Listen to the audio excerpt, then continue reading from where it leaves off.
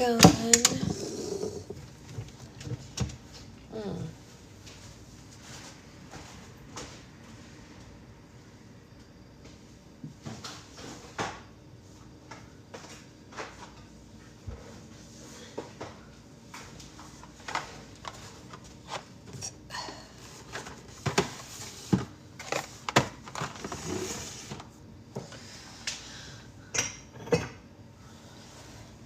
You finally got to Wicked. Yay! Did you love it? Hey, Colette. Hello, hello. Did you absolutely love Wicked? I think they did a phenomenal job. Phenomenal.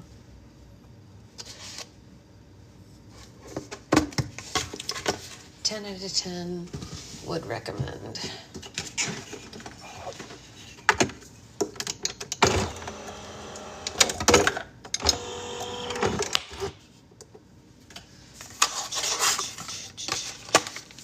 They did so well, it's hard to go from. It's extremely difficult, yeah.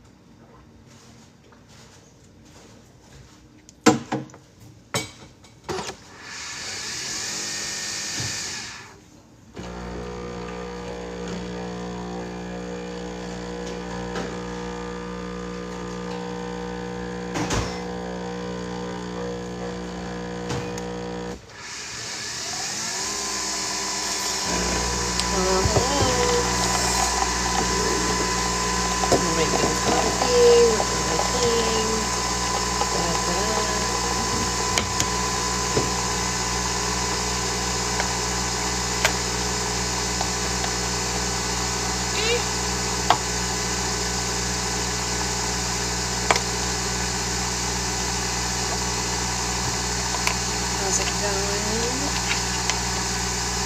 How was everyone's weekend? Did anyone do anything fun? Did anyone go to like a Santa Village or anything? I know some friends went to different like Dickens events, which is fun. I've never been in a town that has one of those like Charles Dickens events, but all the pictures I saw looked so fun. I was like, man, I want to go to that. It's awesome. So, if you got to go to that, just know that I'm jealous. That's totally fair, Becca. That is totally fair. Do you have on today's episode of Punked, we would have him just got the water heater. Yay! That's exciting. New water heater day. Well, we don't have that here, which is sad for me. Are you guys gonna take the kids? I punked you today. Oh no. I punked you today. Did I? I punked. Hot. Ouch. That was very hot. Do I have another little? I do have another little thingy.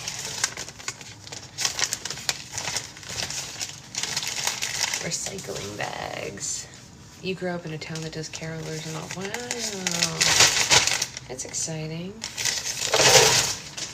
I mean, we're going to Disneyland, which has, like, some of that, obviously, but, you know, not exactly. I don't know. Vroom, vroom. Hey, Tiffany, long time no see.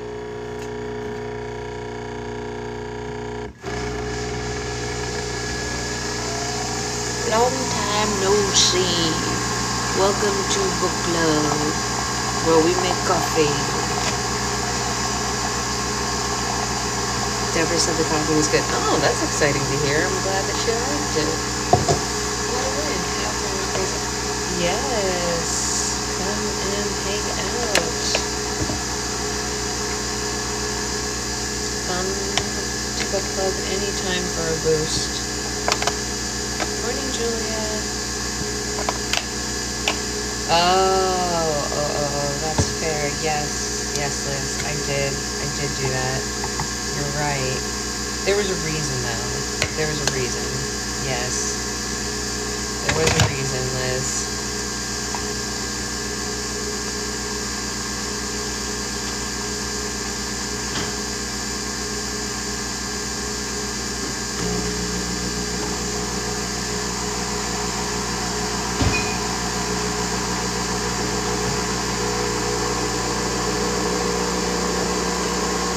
No hot water all weekend sounds terrible.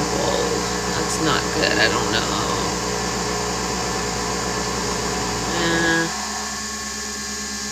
I bet. I can understand the confusion for sure. For sure, for sure.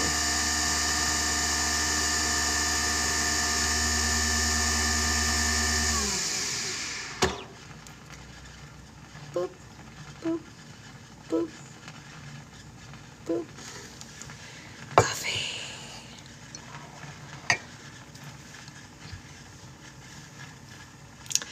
Baby and I are good. She's been very, very active the last couple of days. She has a lot to say. She has a lot to say. I think she knows that everyone's coming to visit her next week. 1 week from today is our baby shower, and I think she knows that it's her baby shower because she's very excited to see everybody. I'm stuffing my Christmas cards while everyone's in a meeting. Morning, Sarah. I actually sent Christmas cards this weekend. Not all of them, but a lot of them. Anyone who's coming to my baby shower, I'm not gonna lie, you guys, I'm not mailing their Christmas cards. I'm just gonna hand them to them at the baby shower because that saves me from having to address more cards. What a win. Everyone else is getting mailed, but if you're coming to the baby shower, I'm going to hand it to you in person. Yeah, right? I looked at the cards, and I said to Secret Husband, I was like, I'm just going to write their names on these cards and hand them to them. Yeah. You handed a few people some on Halloween. That's hilarious. You were ordering way earlier than me, obviously. Can I come to the shower? You know what? I actually don't have any, like, I know, okay, so I know like the family members who are coming, but other than that, I actually don't even know who's on the guest list because I didn't have anything to do with any of the planning. My sister did all of it. I know that my aunts are coming, that my siblings are coming, that Secret Husband's siblings and parents are coming. So like that part I know. So I prepped theirs, but other than that, I actually have no idea. I don't know what time I have to get there. I don't know what the theme is. I don't know who's coming. I don't know what we're eating. I don't know what we're doing. My sister she won't let me participate in any of it. So I actually don't know anything.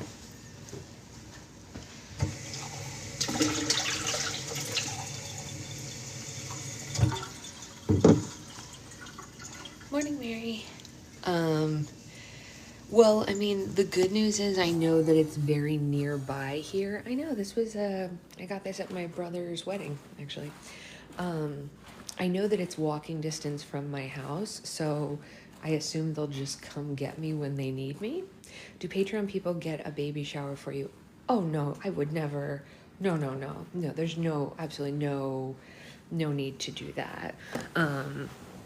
That's totally not necessary. Don't even stress. Patreon people don't need to do a baby shower. My sister had got it all handled. No worries. My sister's a good little party planner. She'll take care of it all. A virtual party. Oh gosh, that sounds just like extra work for all of us. You know what I mean? Do we have Shira this morning? I don't know. We have to message her. She did text me this morning, but I don't know if she's in here. I didn't see her join. So we had to move around the living room to fit everything for everyone who's coming into town. And then, like, I don't like the placement of my chair now. Like, I don't like this so much. Where the hoodie covers the baby, yeah. Without giving away, would Activator help today's slime? So Activator helps any slime not be sticky. So there's no giving anything away. I love your tree. It looks better than, oh, thank you, Pinky. No response from Shira. Yeah, no response from Shira. So any slime that is sticky you can always add activator to. I always just recommend activating your slime as slowly and minimally as possible, because people get this thing in their head. They think that sticky is like, what's the word? Like, they think that like, oh, it's sticky, so I'll just put a whole bunch in there and it'll fix it. But you need so much less than you think you do, right? So if you feel like it's sticky, you might just need like the tiniest drop. Do you use air dry clay for clay slimes? Sometimes, yeah. I decorate my big monsteras though. We have a monstera too, yeah. Excuse me. It leaves a sticky film on your hands. You might want to try washing your hands first before doing anything else. Yes, it's much easier to add more than to take anything away. Agreed. I completely agree with what Sarah said. I tell people this all the time. It takes 4 times as long to fix a slime that you've overactivated than it does to just slowly activate it, right? Which people think is crazy when I say that. They're like, there's no way. Try overactivating a slime and then try fixing it. It takes forever. Any tips on starting a slime business? Be prepared to work all day, every day, and never get a day off. By the way, my son actually loves cloud, but he said, well, he can talk to my friend who named it. Sure, tell him, Sarah.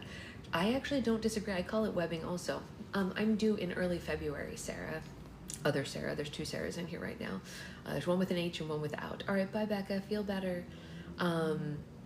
Yeah, so cloud slime is great because cloud slime you pretty much never need to activate. I can't even remember a time when I've added activator to cloud slime after it was made.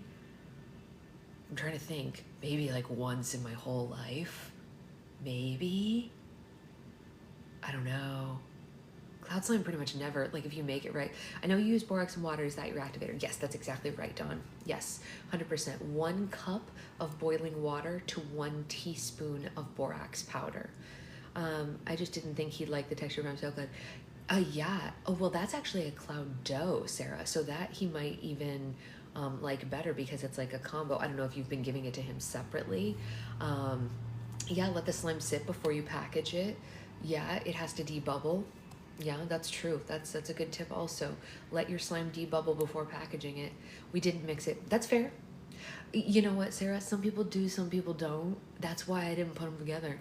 And that's why, this is the thing, you guys. So many people ask me all the time, they're like, oh my gosh, like, do I have to mix it the way that you mix it? Do I have to decorate it the way you decorate it? I'm like, no. It's your slime. Live your best life. I'm not going to tell you what to do with your slime. It's an option. There are so many options. And maybe you want both textures. I found it hilarious that my 3-year-old's hands are way too hot for it. Yes. So I would say 3-year-olds, I would stick to cloud dough, and thick butters. Some of them can handle sleigh, and they can definitely handle putty. He didn't like the smell of the pink. I do. That's fair. So little, you know what I mean? It is a more adult scent. Fatima, honey, I don't know who you're talking to. You're naming some other person and expecting me to respond to you. You're saying hi to someone else. I don't know who that person is, but it's not me. My name is Sasha. If you want to say hi, Sasha, I can respond, but I don't know who that other person is. So you can't get upset at me for not saying hi to you when you're not saying hi to me. Turn it into a clear cloud. You could. You need so much more snow. A slushy is a slime that has these little kind of oblong, almost circular, opaque beads. They're really great. They're just hard to get and kind of expensive. I should make one again, but they really are hard to get, those beads, like the good ones that stay in.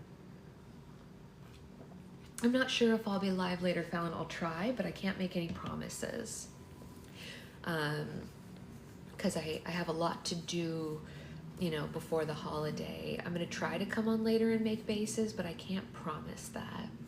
Can't promise. All right, so let's read for the day. Let's get started into our reading. For anyone who hasn't been here the last couple of days, we are reading a book called The Matzah Ball. Yeah, it's totally fine to ask, Fallon. I just don't know. If I do, in the mid to early afternoon. We're reading a book called The Matzah Ball, and it is a Hanukkah holiday rom-com, which has been fun so far. If you've missed the previous chapters, they are all up on the other app. I forgot I put tiny beads in my icy. Yeah, that's what I mean. Jen, I don't know if you were in the class. There's nothing you can do to get beads to stay in icy, you guys. I've tried it all.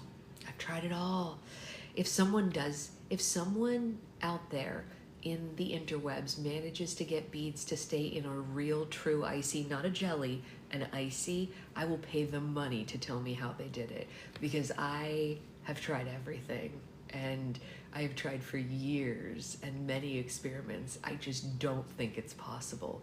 That being said, beads also don't stay in cloud, and icy and cloud are cousins, so kind of relatable content for the two of them. But anyway, let's read The Matzah Ball. We are on chapter 6. And if you missed the end of the last chapter, Rachel showed up at her parents' house out of nowhere for Shabbat dinner. Oh, because they were teeny tiny. I see what you're saying, Jen. Yeah, Icy just don't want it. Icy just, it's a fight. That's all I'm going to say. It's a fight with Icy. Rachel stood at the entryway to her parents' house, surprise registering on her face in the form of 2 raised eyebrows. The 6-foot-tall Semitic Adonis that stood in the kitchen had met her frantic arrival with an unwavering gaze. It was impossible, unimaginable really. Jacob Greenberg was smoking hot. Her lower lip dropped to the floor. Simultaneous feelings of desire and disgust rumbled in her belly. Oh no, this was too much. The picture of him, perfect and ideal, standing in her family's kitchen. She knew that she should look away, pop every one of those quickly rising bubbles, but she couldn't help herself. Her eyes landed on the tip of his smart loafers and began their journey upward. The slim cut of his pleated pants, expensive and dark, the way his white button-down shirt and pressed blue jacket highlighted the V-shape of his waist. It was like he had been crafted from clay, a supernatural being called down from the heavens and constructed with distinct purpose of driving her wild. Despite every centimeter of his stylish open collar and ridiculously good looks, she wanted to scoff at his chiseled chin and disturbingly sexy shape of his gorgeous and prominent nose, but instead, her heart only beat faster. Gone was the little boy from Camp Ahava that Rachel remembered. No, Jacob Greenberg had morphed into a full-grown and totally kosher stud muffin. Rachel, Dr. Rubenstein said, heading to the door. What a lovely surprise. Sorry, she mumbled under her breath, removing her red coat in a frantic fumble of buttons. Am I late? Her father looked at his watch. 2 minutes. Rachel had long ago stopped Shomer Shabbat, or observant on the Sabbath. Stopped being a Shomer Shabbat, or observant on the Sabbath. She watched movies, she used electricity, and she traveled. But her father was a machmir, strict. He believed that the laws given at Mount Sinai and expanded upon by the rabbis was the divine will of God, and you didn't mess around with the divine will of God. Of course, some prohibitions were simple. They needed no explanation or expansion. The prohibition against lighting a fire on Shabbat, for instance, in order to prevent the Jews from mistakenly lighting a fire after Shabbat had started. The rabbis of yore created a rule. The Jews were commanded to light their Shabbat candles at exactly 18 minutes before sunset. 2 minutes! Rachel sighed with a wisp of relief. Great! Plenty of time, Dr. Rubenstein beamed, taking her coat. Moments later, Rachel watched as her mother's eyes landed on the center of her blouse. Oh my God, she had forgotten her blouse. I should, Rachel pointed down the hall with both thumbs. You know what? I'm just gonna go change. 1 minute, her father informed her. She waved in acknowledgement and raced off towards her bedroom. Throwing off her shirt, she pulled out a sleek blue sweater from the closet, and then with only seconds to spare, she took a few centering breaths. It didn't matter that Jason Greenberg was drop-dead gorgeous, or that she had met him after all these years with coffee stains up and down her shirt. No, whatever romance there was between her and Jacob Greenberg had ended abruptly at Camp Ahava. She needed that matzo ball ticket. She needed to save her publishing contract. It was the only thing driving her now, and she kept that thought burned into the forefront of her mind as she returned to the kitchen for the candle lighting. Everyone was waiting for her. Slinking past her father, she squeezed into the semicircle formed around the candlesticks. Her mother lit the candles, covered her eyes, and recited the blessing. A chorus of the Shabbat Shalom, kisses and hugs went around the room. Rachel did the rounds before landing, finally, in front of Jacob. An awkward moment stretched between them. Normally, even with a stranger, Rachel would lean in and give the man a welcoming kiss on the cheek, but something about Jacob Greenberg, after everything that had happened between them years ago, just didn't feel right. Rachel, Dr. Rubenstein said, intervening, you remember Jacob Greenberg. I believe you both went to Camp Ahava together. Her mother was positively beaming. Hello, Jacob said warmly. Rachel felt her mouth go dry. Hey. His smile was beautiful, like a hero out of some of her romance novels, all dimples and charm. She could imagine waking up to that face every day for the rest of her life. Jacob is staying here for all of Shabbat, her mother said, glancing at her daughter. Isn't that wonderful, Rachel? You two will have plenty of time to catch up. Dr. Rubenstein flittered off, giving the uneasy couple a quiet moment before services. You're a Shomer Shabbat? Rachel asked. Oh, Jacob teetered back and forth on his black loafers. No, not really. I'm trying to be more observant, but mainly your mother insisted. Of course she did, Rachel thought.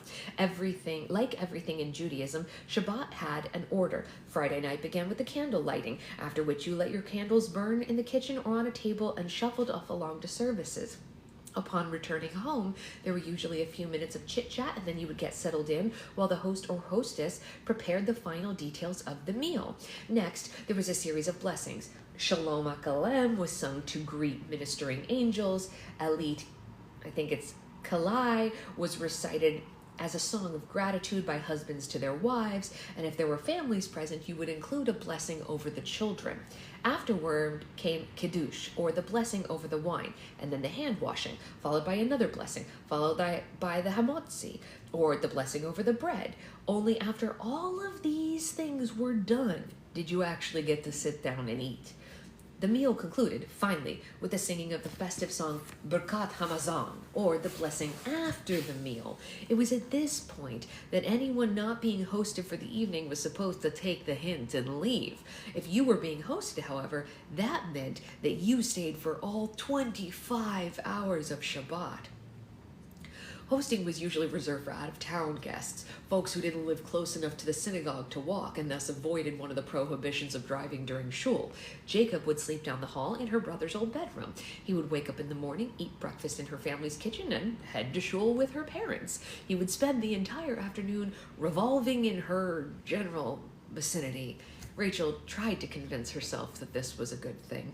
Upon their return from the Shabbat services that evening, Rachel found the house crammed full of people, widowers with nowhere else to go, young families with small children in tow. Rachel pushed her way through the crowd, ducking between bodies and avoiding getting pulled into conversations in order to avoid her mother. Oh, excuse me, she said, avoiding elbows. Sorry. When she was a small child, she had loved the busyness of the Jewish calendar. She had especially loved the old people who would come to her house on Shabbat and fawn over her, smuggling tiny kosher candies in their pockets and playing tea, utilizing the kli, is it shlichli, I think? I know, it's really helpful, Amanda, that the author is explaining what each of these things means for those of us who are not all there, right? Yeah. And of course, they'd play with her for hours. But as she got older, she began to resent the life that her parents had built. She wanted freedom to explore the world for herself and the option to go to the mall with her friends on Saturdays. She wanted to try a cheeseburger, and mainly she grew tired of feeling like yet another employee of the synagogue. The rabbinic family came as a unit, after all. Rachel found her mother in the kitchen, mismatched oven mitts over her hand, pulling a kugel out of the oven. Ima, Rachel said, grabbing a dish towel, please let me help you. No, absolutely not. Dr. Rubenstein yanked the kugel away. You sit down and you rest, but go sit down and you rest, she said, fixing her gaze on her daughter. Rachel nodded, and she knew that what her mother was saying. Rachel had already done enough today. She'd gotten dressed, and she fixed her hair, taken the train out to her childhood home on Long Island. Plus, there had been the whole walk to shul thing, and then an hour's worth of standing and sitting up and down during services, and now there would be a drawn-out dinner with lots of conversations that honestly easily could take hours. Her mother didn't know about the long day she had prior to coming out here. Rachel found a quiet spot on one of the couches and collapsed into the soft cushions. Grateful for the respite, she took a careful accounting of how she was feeling. She was tired, but there was none of that bone-crushing fatigue that made some days unbearable. No doubt she would crash soon, though. One of the hallmarks of chronic fatigue syndrome was something called PEM, or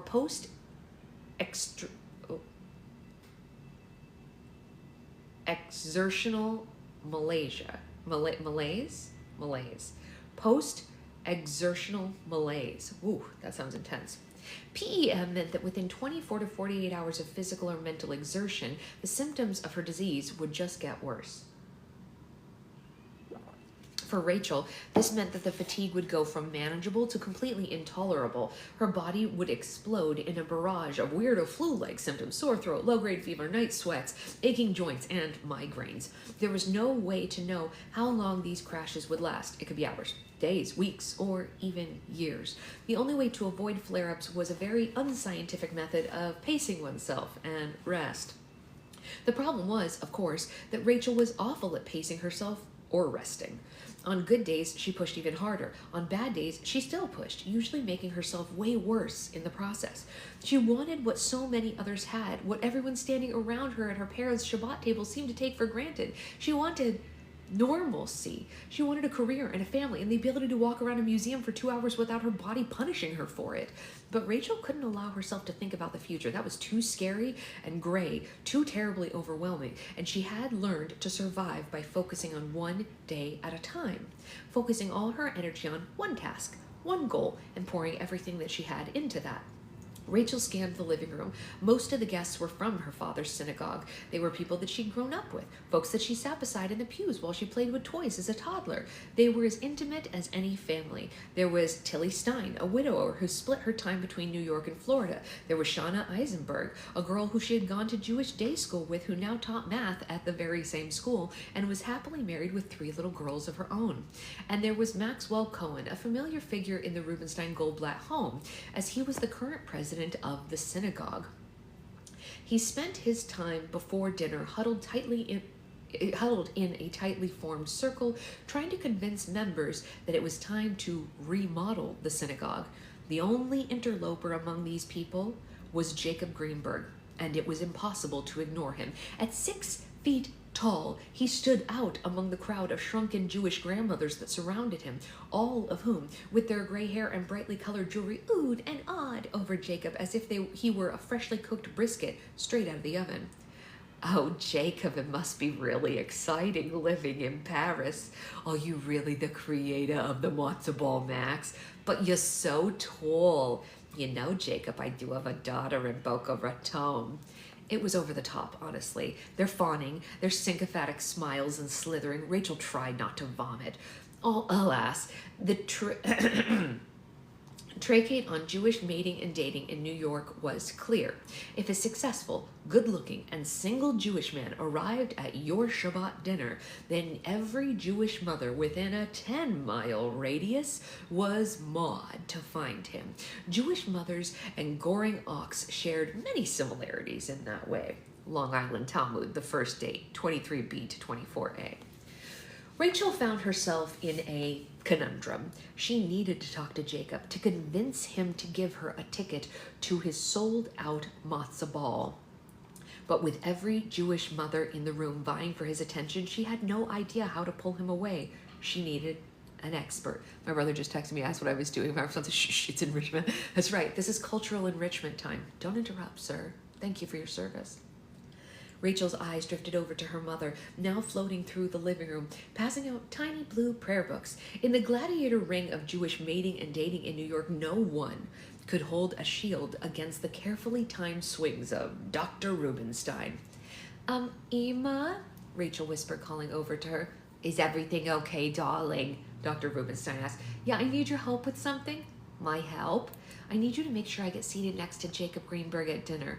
Dr. Rubenstein beamed. I told you to give that man a second chance. Yeah, I'll give him 8 chances, Rachel smirked, and Dr. Rubenstein floated off and her father appeared holding a Kiddush cup. Everyone took their cue, quieting down and gathered around him in a circle. Many blessings and songs were sung, and many hands were washed. A golden white cloth covering the two braided shallot was pulled away, and Rabbi Aaron Goldblatt said the Hamatzi, the blessing over the bread, and finally it was time to eat. And the room made a mad dash for the best seats. Everyone wanted to be at the head of the table near Rabbi Goldblatt, where they could listen to his brilliant musings on Jewish law, life, and community. As for Jacob, Rachel knew exactly where her mother would seat them, right in the center of the table, near the half-drunk bottle of red wine and soon-to-be-destroyed shallot, where Dr. Rubenstein could keep an eye on their entire conversation. Oh, Jacob, Dr. Rubenstein called out, waving the young men over. Why don't you sit right here? She pulled the chair out and then quickly elbowed through the crowd of old ladies to find the spot right across from Jacob.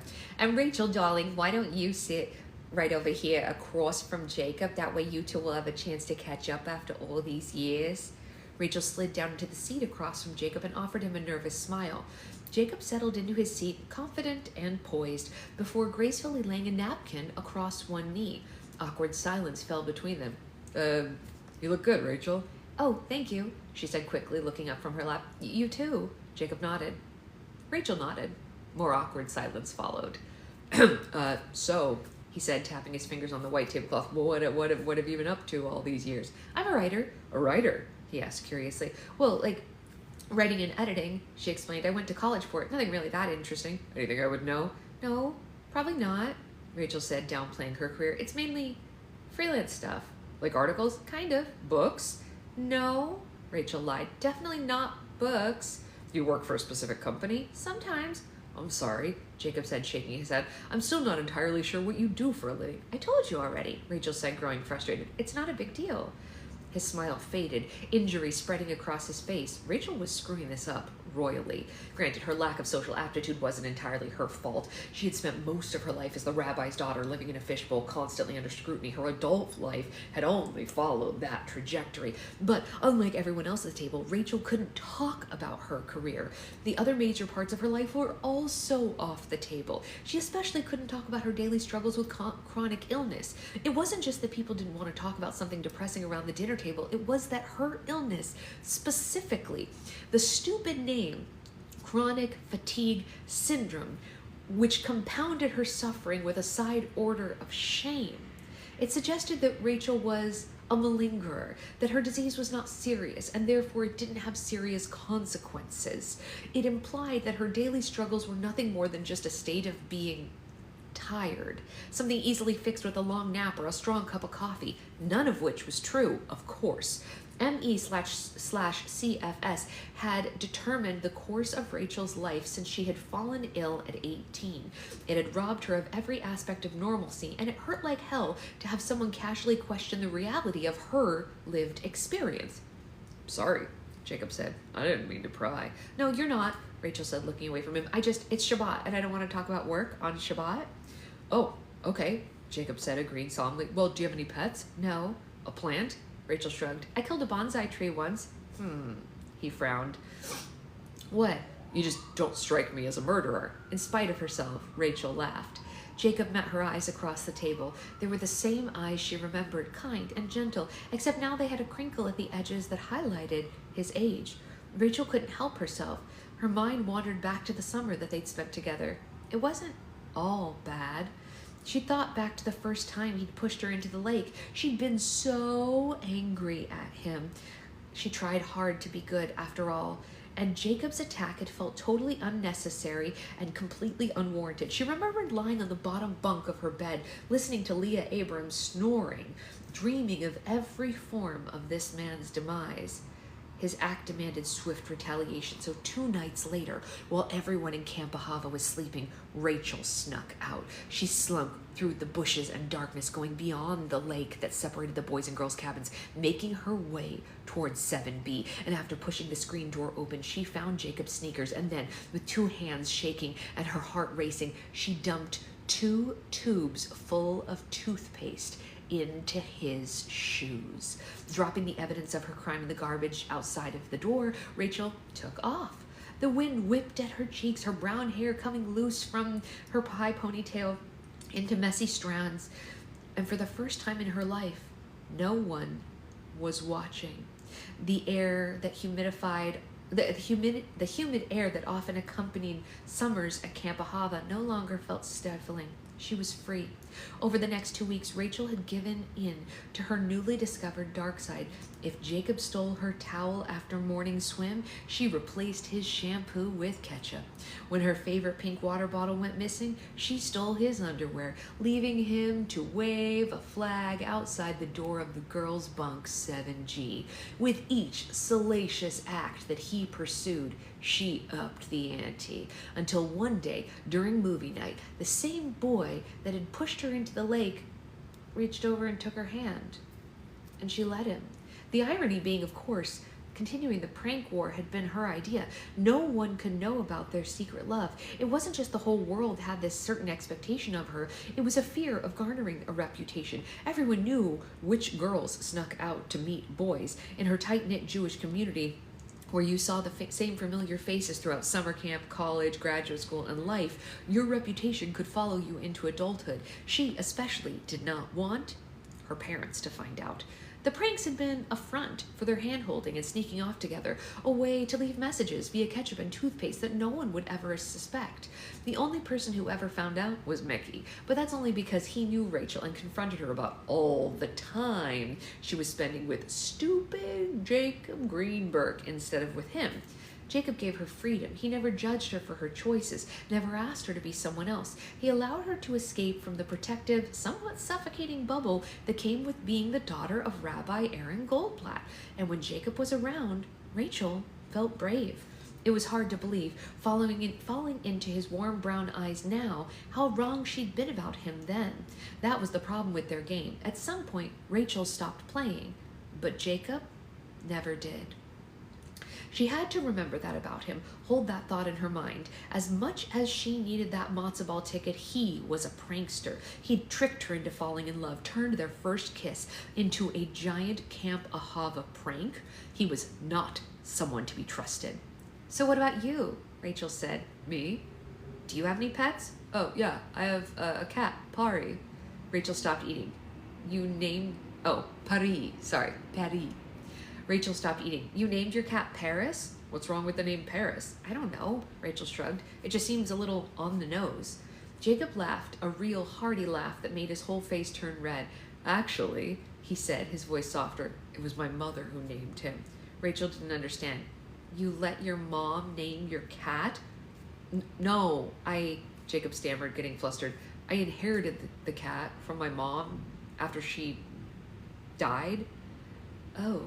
Rachel bit her lower lip. Foot, meat, mouth.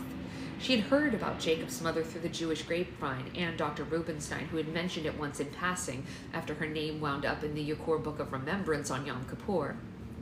Other than that, a little lashon hara, or gossip over the Shabbat dinners with friends from Camp Ahava, she didn't really know anything about this guy's life. Jacob had left New York City the way he arrived at Camp Ahava that summer, a complete and total mystery. But Rachel wasn't heartless, and even though he was her summer camp arch nemesis and she was only talking to this man in order to snag a ticket to his matzo ball, she still felt sympathy for him. As over-involved as her own mother could be, Rachel could not imagine life without her. Losing her mom would be like tearing her heart from her chest. "I'm sorry," Rachel said genuinely, and Jacob swallowed hard. "Thank you." As dinner progressed, Rachel kept her eyes and ears peeled for an opportunity to ask about the ticket, but between gefilte fish and chicken soup, she really couldn't get a word in edgewise. The handsome and successful entrepreneur, newly returned home from France, was the most popular person in the room. So Jacob, Maxwell Cohen said, smiling from the end of the table, let me ask you a question. How does a young man like yourself, a man who seems smart and capable and who's clearly got a good thing going from throwing events like the shell and the sunburn and whatever, go to hosting a matzo ball?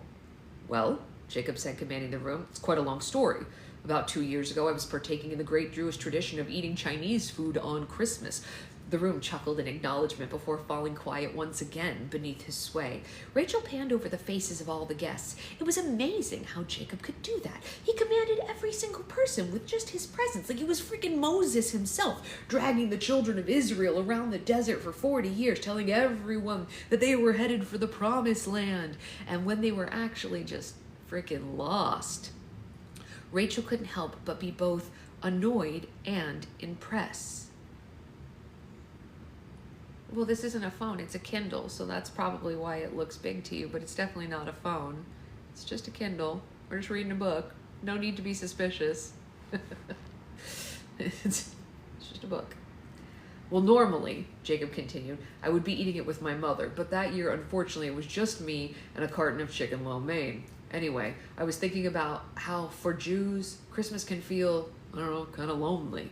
All your non-Jewish friends are off celebrating with their family. Everyone else is participating in this great tradition. And I began to wonder if there was a way that I could resolve this. Could I put on some kind of event, huge and grand, but also totally Jewish? He let a long and dramatic pause float through the air. Bam! Jacob said, smacking the table, sending everybody's wine glasses shaking. I got the idea then. I wanted to throw a matzo ball. Not just any matzo ball either. The biggest and most high-end matzo ball the world has ever seen. The Matzo Ball Max, a Jewish music festival to rival the likes of any party I had ever created previously. So I called up my partner right then and there, and I told him what I was thinking. And your partner thought that this was a good idea? Dr. Rubenstein asked. Jacob shook his head. Well, my partner thought I was crazy, actually. The room erupted in laughter then. Remember, we had made most of our money hosting high-end parties on islands with yachts designed to attract influencers, but this was something, I don't know, something different, completely different. Everybody tried to talk me out of it, honestly, but it was my company and ultimately my choice. I wanted to throw my name behind this. And the response was, Rabbi Goldblatt perked up at the end of the table, the response to this initiative has been good. No, better than good, Jacob said. Outstanding, in fact. We opened ticket sales almost a year ago and we sold out under 20 minutes. People are coming from all over the world to attend this. Celebrities, journalists, political leaders. Providing everything goes according to plan, it should be the hottest Hanukkah event of the century. And there are really no more tickets left, Maxwell asked. No, unfortunately, no, Jacob explained. We have quotas for these types of events, number limits we can't exceed without risking the health and safety of our attendees. At this late stage in the game, all the tickets we can give out have either been sold or are on reserve. I'm afraid the most I can do for anyone now is put them on a wait list. And, sorry, how long is that wait list? Rachel asked. About 3,000 people. 3,000 people? Rachel could feel her heart sink in her chest. This was not good news. This was not good news at all. Still, she was not the type to give up on a dream. Gathering her courage, she decided to make a move. But, what if someone, really needed a ticket? She asked, trying not to sound completely desperate. Surely, as the creator, you might be able to pull some strings. Well, it's funny that you should mention that, Rachel, Jacob said, rising to his feet, because I do have 2 tickets stashed away for some very special people. If I could have a moment for everyone's attention here.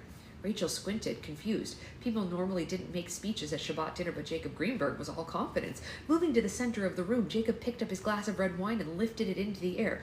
First off, Jacob said, commanding his audience, I want to thank Dr. Rubenstein and Rabbi Goldblatt for hosting me this Shabbat. As most of you probably know by now, I've been away from New York for some time, and my friends here are few. To that effect, this is certainly much nicer and far more familiar than eating cold kosher food alone somewhere.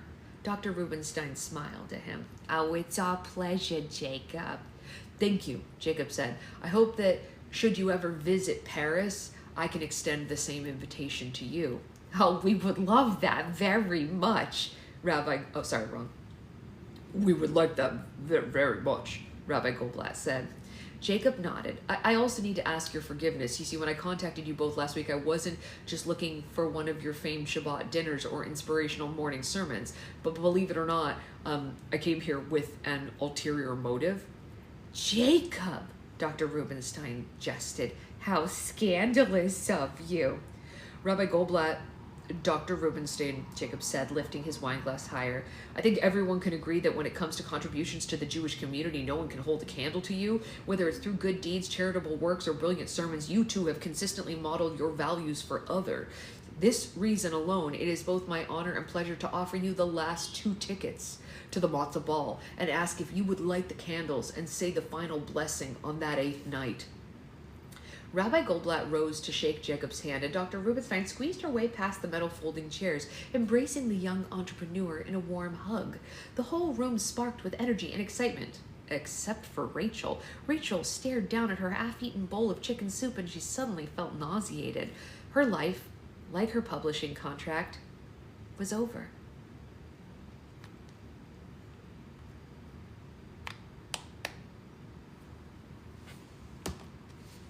Oops.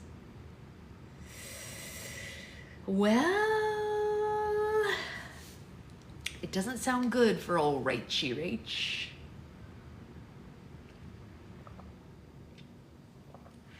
Doesn't sound good. Oh, I know. I'm sorry, Ray. I'll get this uploaded right away so you can listen today and you can come in tomorrow.